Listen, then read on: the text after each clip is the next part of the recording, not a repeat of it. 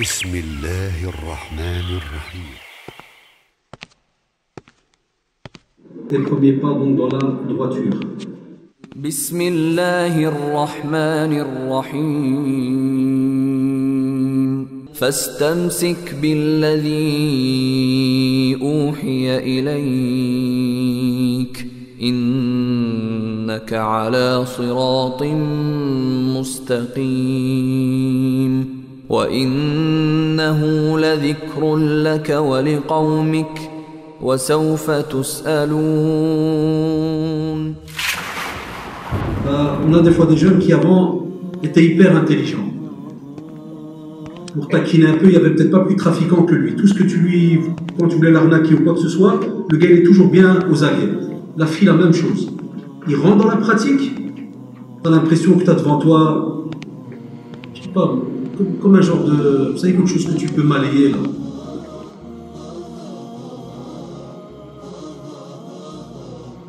On te dit à ce moment-là, ceux qui sont restés sur la droiture sur terre, wallahi, au moment de la mort, les anges, subhanallah, viennent. Et qu'est-ce qu'ils font? Ils l'apaisent. فاستقم كما أمرت ومن تاب معك ولا تطغوا إنه بما تعملون بصير. بسم الله الرحمن الرحيم إن الحمد لله نحمده تعالى ونستعينه ونستغفره ونعوذ بالله من شرور أنفسنا ومن سيئات أعمالنا من يهده الله فلا مضل له ومن يضلل فلا هادي له وأشهد أن لا إله إلا الله وحده لا شريك له وأشهد أن محمدًا عبده ورسوله وبعد أيها الإخوة والأخوات السلام عليكم ورحمة الله. D'abord, comme d'habitude, vous êtes les bienvenus et je vous remercie pour votre présence pour cette conférence qu'on a donc intitulée « Des premiers pas donc dans la droiture ». Il est un fait que à chaque sujet donc il y a un choix. Et ce que j'avais remarqué et ce que remarquent la plupart des frères sur le domaine donc, de la prédication, c'est qu'on parle beaucoup du retour des jeunes vers la pratique. C'est vrai, ces derniers temps, c'est quelque chose d'incontestable, alhamdoulilah, beaucoup de jeunes reviennent vers la pratique. Mais comme d'habitude, il y a des hauts et des bas, il y a des manières. Chacun des fois pense que sa manière est la meilleure. Donc on voit un peu de tout. Lorsque je dis qu'on voit un peu de tout, je vais citer quelques exemples et puis on entrera dans la conférence. On a des fois des jeunes qui avant d'être, alhamdoulilah, dans la pratique, dans la droiture, parce qu'il y a des termes en religion, on parle de droiture, d'istiqama. N'acceptez pas lorsqu'on disait l'iltizam. Parce qu'Allah subhanahu wa ta'ala a toujours parlé de l'istiqama, cette droiture, une droite. On a des fois des jeunes qui avant étaient hyper intelligents. Pour taquiner un peu, il n'y avait peut-être pas plus trafiquant que lui. Tout ce que quand tu voulais l'arnaquer ou quoi que ce soit, le gars il est toujours bien aux aguets. La fille, la même chose. Il rentre dans la pratique, tu as l'impression que tu as devant toi, je sais pas, comme un genre de, vous savez, quelque chose que tu peux malayer là. Que tu peux commencer comme de la plasticine. C'est-à-dire n'importe quelle vague, elle vient, elle le prend. Et lui, parce qu'il est là, entre guillemets, je suis avec mes frères en islam. Donc un jour il est là, un jour il est dans un autre endroit, fait des trucs bizarres, et toujours avec cette soi-disant naïveté, cet amour de la religion, et il ne structure alors plus rien. Alors que tu te dis, subhanallah, juste avant, ce gars-là, apparemment, il était très structuré, il savait ce qu'il faisait. On a d'autres personnes, subhanallah, qui, par exemple, avant, étaient habillées n'importe comment. Et je rappelle au fait, c'est un petit détail, mais Inch'Allah, donc il y a des papiers qui seront déposés chez les sœurs en bas, là où il y a les chaussures. Donc comme ça, s'ils ont des questions à noter spécialement, je dis bien spécialement, sur le sujet. Et pour les frères, la même chose, on fera passer des petits papiers, le frère va faire passer des petits papiers, Inch'Allah, et on essaiera de répondre aussi à certaines de vos questions par rapport à ce sujet. Donc on a des personnes qui, subhanallah aussi, avant de revenir à la pratique, s'habillaient des fois un peu n'importe comment, étaient un peu farfelus dans leur habit. Par exemple, on a des fois des sœurs qui t'habillent un peu, comme on dit chez nous, qui croient être habillés mais ils ne sont pas habillés, comme c'est mis dans nos traditions. On a aussi des frères qui sont des fois, entre guillemets, avec leurs petits jeans élastiques ou élastans, tu l'appelles comme tu veux, mais bon, le jeans caoutchouc, tout est collé, tout est partout. Il n'y a pas de différence entre lui et son pantalon, ou bien le corps, c'est même pas s'il a un corps ou pas, ou c'est le jeans qui fait le corps. On avait un peu de tout dans ce domaine, et puis la personne revient, qu'est-ce qu'il fait? Il garde certaines choses, mais il rajoute des taches d'islam autour. Par exemple, la sœur là, qui était un peu bizarre, elle va revenir, elle va rester avec un jeans aussi, mais elle va rajouter un petit hijab 32 couleurs au-dessus, avec 2-3 pinces. Et le frérot, la même chose. Il va revenir, mais il va rajouter des petits trucs bizarres, comme je vois des fois des frères qui me disent ah ouais, mais on m'a dit que ça fait un peu musulman, donc on va mettre un jeans, puis moitié de chemise pakistanaise au-dessus, puis un petit chapeau, mais vers ici. Parce qu'il a gardé avec l'ancienne casquette qu'il avait là et qu'il mettait vers la droite, mais il va la faire maintenant avec le petit chapeau blanc. Et toi, des fois, tu es là, tu es obligé de regarder et de, entre guillemets, de donner un avis, ou bien quand il te dit, t'as vu, alhamdoulilah, Nishan, hein, maintenant tu le regardes, tu dis, mais Nishan, ouais, dans ta manière, dans ce que tu penses. Il y a un peu du n'importe quoi là. On a aussi d'autres personnes, par exemple, qui te disent voilà, moi c'est la droiture, c'est tout. Demain je quitte la Belgique, tu vas où? Je vais au fin fond du Yémen, c'est fini, il n'y a que du mal. La fin du monde est là, stop, là. Il n'y a que le façade. Et là, personne ne t'interdit de voyager. Wallah, même l'État belge ne va pas t'interdire de faire la hijra, l'immigration vers un autre pays. Même les non-musulmans, ils le font. Alhamdulillah, nous, c'est un sujet religieux, il est présent dans notre religion, mais de nouveau, il n'apparaît que quand le frère ou la sœur revient vers la droiture, vers la pratique. C'est le seul sujet qu'il va des fois traiter pendant quelques heures. Il va parler avec toi que de cela. Il n'a même pas encore étudié certains sujets, il ne s'est pas encore mis au courant de certaines choses. Directement, non mon frère, c'est tout. Je suis revenu à la pratique il y a quelques jours, c'est tout. Moi je pars. Et tu pars où? Il y a des billets pas chers pour aller en Somalie. Pour aller où? Oui, dans un petit village, on apprend le Coran. Et le frère là qui est à Moulem, là, il apprend à qui pour le genou? Tu veux vraiment apprendre le Coran? Va chez lui et dans un autre centre, tu apprends les règles de tajwid. Et machallah, tu gagnes le billet d'avion, les déplacements, la tuberculose, les maladies, tout ce que tu veux. Et après, Inch'Allah, une fois que tu es bien formé, cherche après les universités dans le monde. Ça, c'est un exemple parmi d'autres. Tu as aussi d'autres qui sont un peu spéciales. Par exemple, avant, il était dans le shit, la toche et compagnie, vous connaissez tous ces termes, hein. Il était dans les joints et tout. Et puis après, on lui parle de l'istiqama, il faut revenir dans la droiture, kada. Il cherche après une petite secte. Quelque part, mais regardez, qui ne va pas être trop différent des tuxera qu'il avait quand il était un peu olé olé. Alors, c'est quand il est bien hachiche et qui chante tout seul, qui n'apparaisse tout seul et compagnie. Il va essayer de trouver quelque chose qui va ressembler. Hein, parce qu'il faut rester dans le mouvement. Il ne faut pas trop une chirurgie comme ça rapide, c'est pas bien. Il va rester dans ce mouvement-là. Un autre, par exemple, qui était avant la droiture, dans la musique, la R&B, tout ce qui est, vous connaissez maintenant tous ces termes, hein, le rap et autres, lui, quand il va changer, qu'est-ce qu'il te dit? Et j'ai des copains comme ça, hein, entre guillemets copains, j'en ai un, il te dit, oui, moi maintenant, alhamdoulilah, j'ai arrêté la musique, c'est tout, machallah. Ah, c'est bien. Et qui tu fais quoi? La musique andalouse. Ça me rappelle le temps des califes. Et quand tu lui dis al-Kharban, c'est la musique andalouse qui a fait les califes. Ah, non, mais ici c'est de l'ascétisme. Bien, très bien, parce qu'il va voir d'abord ton degré de connaissance, entre guillemets. Ça dépend s'il ne te connaît pas, alors il va te citer 2-3 mots que tu ne trouves même plus dans le dictionnaire de 2010. Comme ça, tu es un peu melou, tu te dis, oula, il m'a eu, c'est peut-être dans un hadith que je ne connais pas. Puis il part. Lui aussi, machallah, il est structuré. Donc il pense être dans une nouvelle voie, une nouvelle droiture.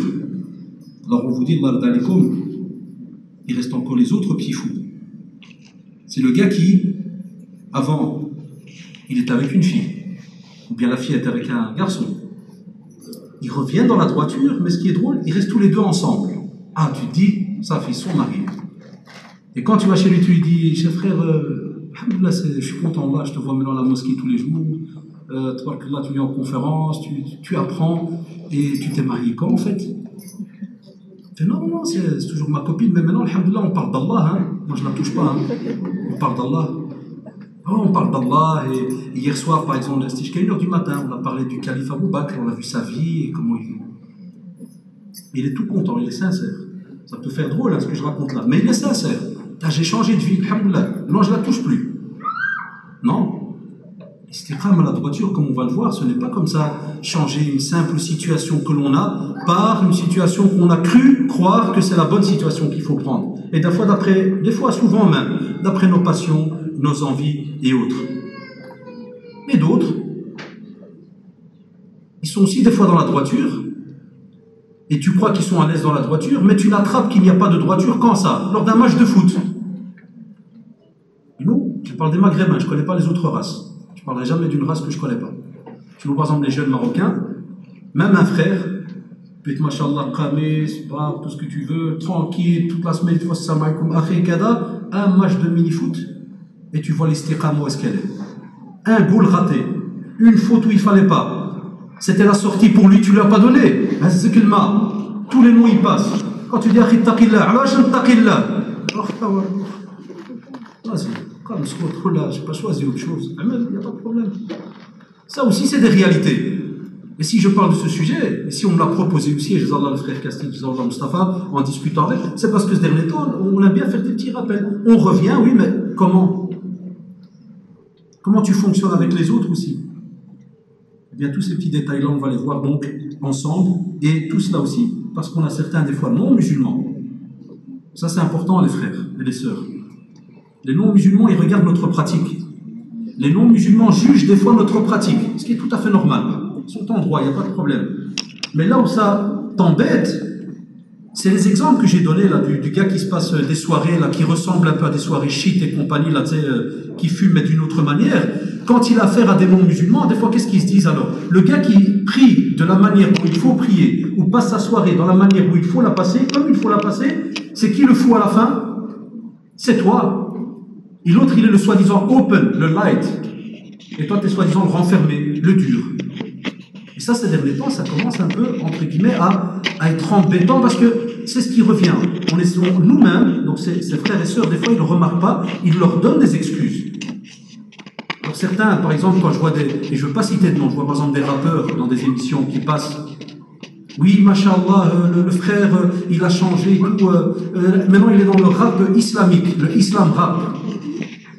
Et toi, t'es encore avec ta barbichette en train de dire ouais, moi, laissez tomber la musique, ouais, j'ai ouvert le Coran. Qui est le fou dans l'histoire? C'est toi. Voilà. Pourquoi? Parce qu'on a donné une autre définition de la droiture, une autre définition de la pratique religieuse. Donc on doit être honnête. On veut que nos jeunes soient honnêtes. Qui disent je ne sais pas mettre en pratique. Tu dis je ne sais pas mettre.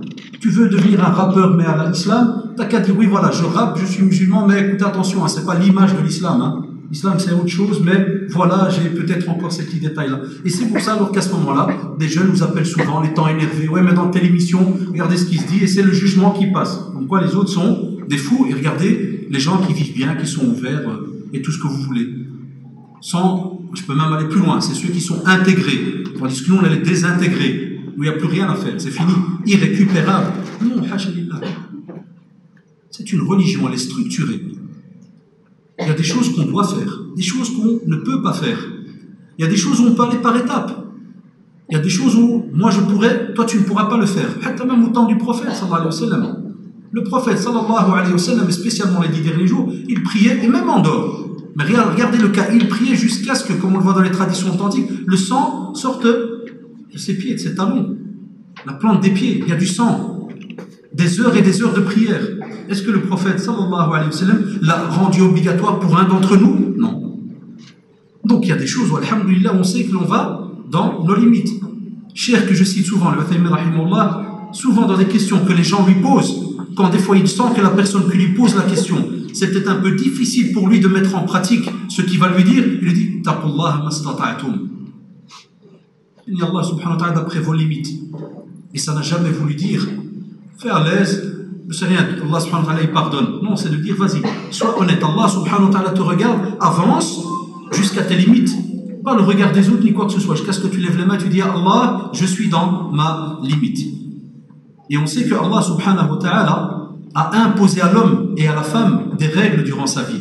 Et c'est pour cela qu'on t'appelle le musulman, c'est-à-dire celui qui s'est soumis à Allah subhanahu wa ta'ala avec le corps entier, complet. Si vous avez remarqué chez nous, il n'y a pas que le cœur, comme disent certains. Et oh, mon frère, tu ne pratiques pas. Oh, l'islam est dans le cœur. Vous connaissez le reste de ma réponse, hein, les habitués. Non. Un autre, il va te dire, oui, mais l'islam, c'est ce que je ressens d'intrinsèque et qui tombe. Non, qui t'a dit? Où ça? Il y a eu des règles. Et à la fin là, du mot liya'budouni, ça veut dire en vérité, c'est l'ibada vers qui vers? C'est vers Allah subhanahu wa ta'ala. Mais ce même Seigneur subhanahu wa ta'ala, il a envoyé un prophète pour justement te dire que tu ne peux pas adorer comme tu veux. C'est très simple, l'explication. Il a envoyé un prophète. Et ce prophète est là normalement pour te dire, voilà, tu veux adorer, ben voilà comment est-ce que tu dois le faire. Même si, subhanallah, toi tu pourrais venir comme on fait les fameux jeunes qui étaient venus chez le prophète, sallallahu alayhi wa sallam, ils ne l'ont pas trouvé. Ils ont trouvé que Aïcha, radiyallahu anha, ils lui ont demandé, après l'adoration du prophète, sallallahu alayhi wa sallam. comment est-ce que le prophète sallallahu alayhi wa sallam adorait. Quand on leur a expliqué certaines choses, ils ont rendu ça un peu simple à leurs yeux.